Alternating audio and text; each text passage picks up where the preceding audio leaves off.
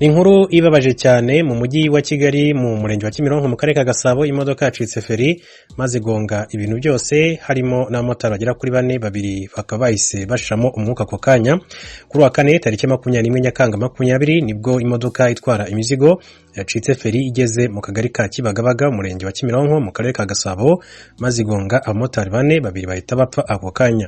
Impanuka rero ikaba yabaye ahagana saa 4 n'igice kuri uyu wa kane. Iyi modoka yari itwaye amabati, bivugwa ko yacitse feri irimo kumanuka ituruka mu bice byo ku bitaro bya Kibagabaga maze gonga abantu igeze hasi mu muhanda uva Kinyinya ugana mu kabuga ka Nyarutarama, nk'uko tubikesha kimwe mu bitangazamakuru bikorera mu gihugu cy'u Rwanda. Bivugwa ko abakomeretse bahise bajyanwa mu bitaro bya Kibagabaga kugira ngo bakomeze kwitabwaho. Abitabye Imana bo bajyanywe mu buruhukiro kugira ngo bakorerwe isuzuma hanyuma baze gusezerwaho cyangwa se bazashyingurwa. Reka rero twihanganishe mu by'ukuri imiryango yabuze abamotari bagera kuri babiri, kandi tuvuge ngo Imana y'amahoro ibakire mu bayo. Hanyuma tuvuye kuri iyo nkuru, babwire ko telefone ya mwishywa wa Rusesabagina yinjiriwe na Pegasus twagiye tubigaruka mu biganiro byacu. Inzobere zo muri laboratoire yitwa Citizen ikorera muri Canada zitangaza ko telefone ngendanwa ya mwishywa wa Rusesabagina witwa Jean Paul Nzonzeruma muri 2020 yinjiriwe inshuro nyinshi cyane mu buryo bwa gitasi n'agakoresho ka kompanyi ya Israel NSO kitwa Pegasus. Amnesty International Security Lab muri 2021 yari yatangaje ko mubyara w'uyu Nzonzeruma akaba n'umukobwa Rusesabagina Karine Kanimba ya nawe yagenzuwe ni Pegasus. Citizen Lab yo muri kaminuza ya Toronto yavumbuye ibi, ivuga ko iyo umuntu telefone ye yinjiwe na Pegasus, kamera, mikoro, ubutumwa ndetse no guhamagara biba bitakigenzurwa nawe gusa. The Guardian ivuga ko ataramenyekana umukiriya wa NSO waba warinjiriye telefone ya mwishywa Rusesabagina. Iki kigo kivuga ko kitakivuga abakiriya bacyo kandi ko abantu badakwiriye kugitunga intoki nk'igikora ibibi gusa, kuko hari abo cyagiye gitabara ubuzima bwabo buri mu kaga. Inama mpuzamahanga nyafurika yo gukingira no kwagura amashyamba arimo ibiti n'ibikoko bikingiwe iteraniye i Kigali mu Rwanda. Intumwa zigera ku 200 ziyihuriyemo zemeza ko ako karere ka Afurika yo hagati ariko kari mu butunzi bwinshi bw'ibinyabuzima n'amashyamba bitaboneka henshi ku isi, kandi ko bikwiye gukingirwa. Ku murongo wa telefone kumwe n'umunyamakuru w'Ijwi ry'Amerika i Kigali, Pierre Claver Niyonkuru. Pierre Claver Niyonkuru, wiriweho? Mwiriwe neza Venus Nshimiyimana. None amashyamba akingiwe muri ako karere k'ibiyaga bigari n'ayahe? Amashyamba kano karere k'ibiyaga binini twohera nko mu ndi hariho ikibira ahitwa parike ya Rusizi, ahitwa Monge, Ibururi, mu Rumonge, Ivyanda, anke mu za Kigwena, hari amazi y'amashuha, hariho Karera n'Inyaga n'ahandi. Mu Rwanda naho hariho amashamba hariho nka parike y'Akagera muri hari Birunga, hariho nk'amashamba ya za Gishwa, Mukura n'ahandi, n'ahari ingagi rero zitandukanye. Hakaba mbere na parike yuguruwe hagati mu gisagara ca Kigali, mu wa Kigali, parike yitwa ya Dungu. Muri kano karere kandi twovuga nko muri Tanzania, ko ino nama yerekanye yuko hari amashamba akingiwe, hariho nk'iziri ya Rushai, Bombe, Katavi, Kilimanjaro, mu Bamasa n'ahandi. Ivyo byose rero abahinga bateraniye muri vuga ko ari amashamba cimeza canke koko bitandukanye nk'amacempanze n'ibindi kwiriye gukingirwa, kuko ngo niko karere gasigaye ibikoko vyiza n'amashamba biriko biragenda biri ku mushiro canke no kwisinzima. Uretse ibyo bisimba harimo n'ibimera bishobora kwifashishwa mu gukora imiti, nabyo birakingirwa? Ego cyane. Anavuze ko muri aya mashamba yose hariyo ibiti koreshwa mu gukora imiti itandukanye. N'abavuze mbere ko muri kino gihe cyo kugira wa COVID-19 hari ibihugu bimwe na bimwe no muri Tanzania ndetse no muri Kenya ibiti byo mu mashamba nk'ibyo bita imikaratusi bakiyuka kugira ngo bagwanye ibicurane zifatiye mu guhwema nabi. Rero n'ivyo bimera navyo byarafashije kugira ngo bimwe bigwanywe bitsindwe. Abantu bahinga rero bateraniye hano bakavuga ko ano mashamba akwiriye gukingirwa, ahanini ano mashamba n'ibikoko biri mu bigize birenga nka 60% by'ubuzima bw'abantu, kuko arivyo ariho baba kandi ari navyo bitanga impemu abantu bahema. Pierre Claver Niyonkuru, abagomba gukingira izo nyamaswa n'ibyo biti barabyumva bakabikora bumva ko bibafitiye akamaro cyangwa se barabihatirwa? Bamwe barabyumva kandi ntibabyumva. Nk'ubu hari umumasayi mu kanya gaheze aturuka mu gihugu ca avuga ati twebwe aho tuba twegeranye ririmo ibikoko rekingiwe, ariko rimwe na rimwe rondera tukabirya ko tuba twabuze ico. Rero kubikingira byari byiza, mugabo iyo tubana na gihe tubyikora ko tukabirya canke naho bikabonera bikaturira imirima n'ibindi bikaba ngo tubigwanya. Urumva ko kubikingira rimwe na rimwe hamwe abaturage bavyumva, abanyagihugu bavyumva, nko ngaha mu Rwanda begereye ingagi, abegereye ibirunga barabikingira kuko bazi yuko ingenzi muri ayo mashamba no muri ayo maparke zikarya ngaho, zikarara ngaho, zikagira to zibasigira. Bamwe baravyumva, abandi nabo ntibabona. Ni nayo mpamvu abari muri iyo nama bavuga yuko ari akazi kuko umuntu wese abwirizwa kukingira bino bidukikije.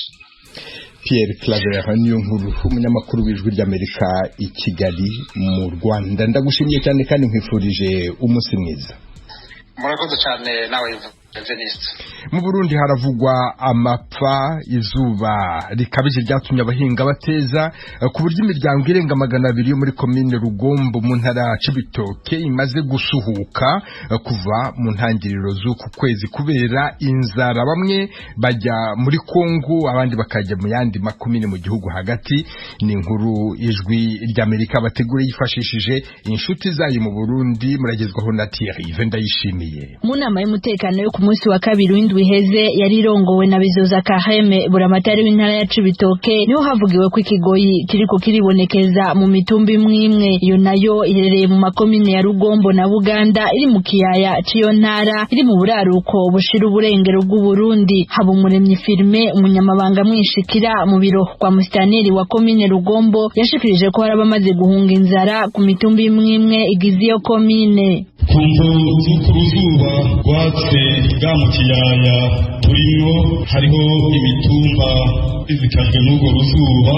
Ku mitumba Rukana ya mbere na Rukana ya kabiri, ingo zishika 210 zimaze guhunga, bamwe baciye mu nzira z'ikinywabi bajya muri Kongo, abandi nabo bakaba bahisemo mu makomine duhana imbibe. Eka no mu makomine ya Buganda ihana urubibe na Rugombo harabamaze guhunga inzara, naho umunyamabanga mwishikira mu biro kwa musitanteri atabitigiri yatanze muri iyo nama yabereye ku mugwa mukuru w'intara kugira abajejwe intwaro hamwe n'imvukira bahangane n'ico kibazo c'inzara. Amaze guhabwa ivyegeranyo, buramatari w'intara ya Cibitoke Bizoza Kaheme yabahaye ubutumwa bukurikira. Uyu mwaka twarahuye n'ikibazo muri iki gice cyo mu kiyaya, amasazo yose y'ukurima yagenze nabi, ariko nico gituma yuko abantu bashobora gutangura guhunga kwa gufashanya kwigishwa nikuba kuriko kurahaba. Nikuvuga ko rero sabe abajeje intwaro kurushaho inama mubumvishe murazi bazo bafise, hanyuma mubizane turabe icyo twokora twese tugiye hamwe ngo tubace bafata kurahunga. Inyuma y'amasaha 72 buramatari w'intara ya Cibitoki yari yamaze guhakana ko atabanyagihugu arongoye bariko barahunga na cane kubera inzara. Mu kiganiro ku bamenyesha makuru yatanze yindi siguro, ariko nayo nyene nitandukanye niyo ya mbere. Gusa abagenda ni babandi babagiye gushingero muri Kongo, n'abandi rero bagira muri Tamakanaki, umugabo akaguma mu rugo, hamugora akaja n'abana akagenda akazunguruka bakaja muri ya nkambi rimwo abarundi bace baraza kugira ngo babatekerere. Nta bantu bariko barahunga nk'uko nyabagiro babyerekana ku mbuga ngurukanabumenyi ko yicuza ko barahunga cane muri Uganda na Rugombo. Abanyagihugu bo mu kiyaya c'intara ya Cibitoke berekewe n'iyo nkuru bamwe mu bayaze n'abakunzi b'Ijwi ry'Amerika bemeza ko bugarijwe n'inzara kubera batimbuye mw'irima ry'impeshi heze ari kabiri na rimwe nabo nyene bagahunga. Twararimye tubure imvura tugeze aho tugajwe n'ikiza cy'inzara ubuzina bw'amafaranga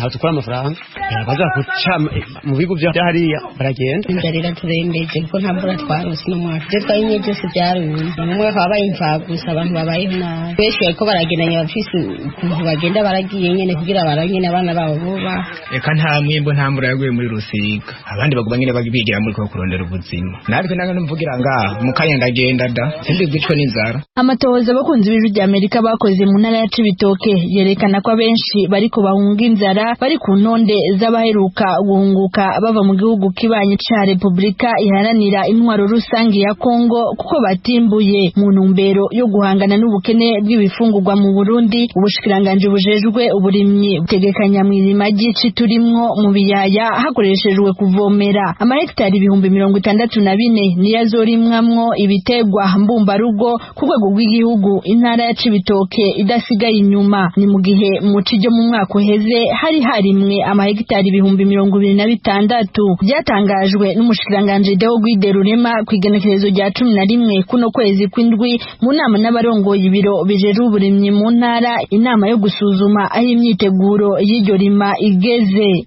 Urakoze Thierry Ndayishimiye. Mukomeje kumva radio Ijwi ry'Amerika ivugira Washington DC mu Kirundi n'Ikinyarwanda. Mu Rwanda Vena Rutunga uburana n'ubushinjacyaha ibyaha bya jenoside kuri uyu wa mbere yarangije kwiregura ku byaha bamurega. Rutunga aravuga ko asanga ibyaha byose ari bihimbano, agasaba urukiko rukuru kubamo hagati hakazagaragara icyo yita ukuri hagati ye n'ubushinjacyaha. Inkuru ya Eric Bagirubusha. Asoza kwiregura ku byaha aregwa bwana Vena Rutunga mu iburanisha rya none yakomereje ku cyaha cy'ubufatanyacyaha ku cyaha cya jenoside. Aregwa gutanga ibikoresho gakondo birimo amasuka n'imihoro byifashishijwe mu gukora jenoside. Yabwiye urukiko rukuru mu rugereko rwihariye ko ibyo byose nta byabayeho, yewe atigeze anatanga amabwiriza ko uwo ari we wese mu gukora jenoside. Abatanga buhamya bavuga ko Rutunga n'abandi bayobozi b'ikigo cy'ubushakashatsi mu buhinzi n'ubworozi izari bakoze inama nyuma irangiye Rutunga ajya gutanga ibikoresho byo kwica abatutsi. Rutunga akibaza uburyo iyo nama yaba yarabaye abandi bayobozi babiri batari muri zari. Asobanura ko umwe yari Kigali undi yari rukanywe adashobora no gukandagira mu kigo. Avuga ko n'iby'inama za video conference bitashobokaga kuko iryo koranabuhanga ritari ryakageze mu Rwanda. Umwe mu batanga buhamya yemeza ko ibikoresho gakondo byari bifitwe n'abakoraga isuku uretse abatutsi. Rutunga akabihakana akavuga ko abakoraga isuku babaga